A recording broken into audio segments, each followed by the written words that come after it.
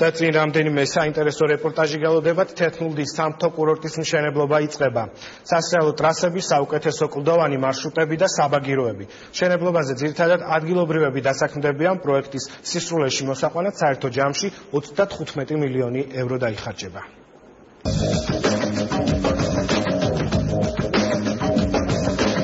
სანამ თეთნულდის კურორტი ასეთ სახეს მიიღებს 14 თვე და სამუშაოების რამდენიმე ეტაპია დარჩენილი.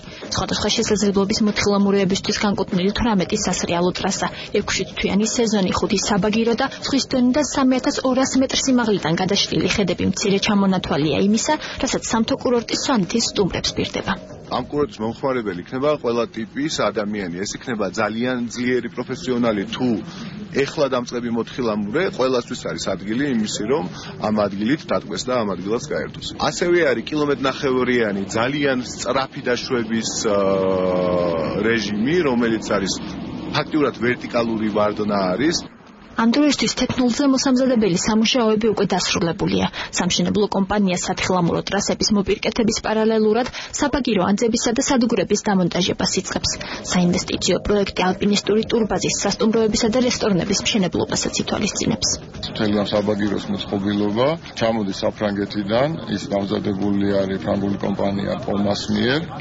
ძირითადი ნაწილი უკვე ამ მოწყობილობების ჩამოტანილია. ამ ეტაპზე უკვე დავიწყეთ ანძების საძირკვლების მშენებლობები. მშენებლობების 3 საბაგიროსი და პროექტირება ხდება 2 საბაგიროსი, რომელიც ალბათ მომავალ წელს ალბათ კი არა აუცილებლად დაიწყება. თავიდან ბოლომდე რომ გაკეთდება სასრიალო ტრასა, სადღაც ერთი ჩასრიალება შეიძლება სადღაც არის 9.4 კილომეტრამდე არის სასრიალო ტრასა ერთიდან.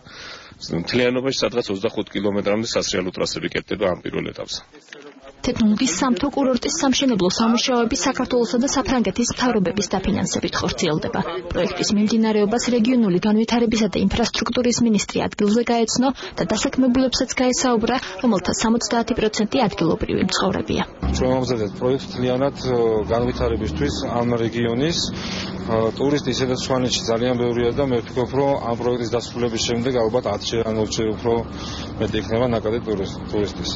დასაქმებული არის თვითონ ადგილობრივი მოსახლეობის ძირითადი ნაწილი და ძალიან მნიშვნელოვანია და შემოსავალი, რომელიც ამ კურორტიდან იქნება და გარშემო მთლიანი ინფრასტრუქტურიდან შემოვა ადგილობრივ მუნიციპალიტეტში. ძალიან კარგი იქნება ხალხისთვის, რომ საოჯახო სასტუმროები კეთდება, ხალხი მიიღებს ტურისტს, ეკონომიკურად გაემართება ოჯახები. თეთნულდის სასრიალო ტრასებს მოთხილამურეები 2015 წლის დეკემბრიდან გამოცდიან. პროექტის ბოლო ეტაპი კი დახურული საბაგიროს მშენებლობაა, რომელიც სამთო კურორტს სოფელ მულახთან დააკავშირებს.